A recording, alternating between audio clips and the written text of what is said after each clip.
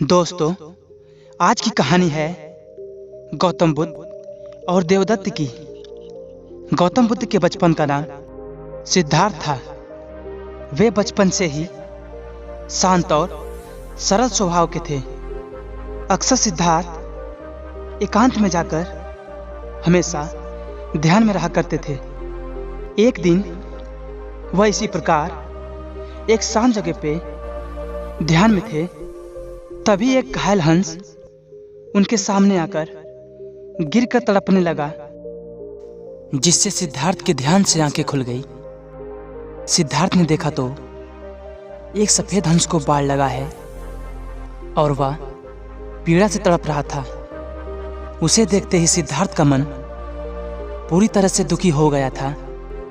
वह उस हंस को पास के सरोवर पर ले जाकर उस हंस के घाव को धोया और वह धीरे धीरे उस हंस को सहलाने लगी। उसके बाद धीरे धीरे उस तीर को निकालने लगी। तीर निकालते ही वे हंस दर्द से तड़प उठा। तब सिद्धार्थ ने उसे धीरे धीरे सहलाते हुए पट्टी बांध देते हैं। उसी समय एक ओर से शोर होता है और उनका चचेरा भाई उधर से आता हुआ दिखाई देता है। सिद्धार्थ के हाथ में हंस देखकर देवदत्त दौड़ते दौड़ते सिद्धार्थ के पास आ गया और उस हंस को मांगने लगा। सिद्धार्थ ने हंस देने से मना कर दिया तो देवदत्त ने सिद्धार्थ को धमकाने लगा। देवदत्त सिद्धार्थ से कहने लगा, सिद्धार्थ, यह हंस तुम्हारे पास है, लेकिन मैं इसे कब से ढूंढ रहा हूं। यह हंस मुझे दे दो, यह मेरा शिकार है, अब जाके मिला है। सिद्धार्थ कहने लगे, नहीं देवदत्त, यह हंस मेरा है, इसकी मैंने जान बचाई है, नहीं तो ये कब का दम तोड़ देता, इसलिए यह हंस मेरा है।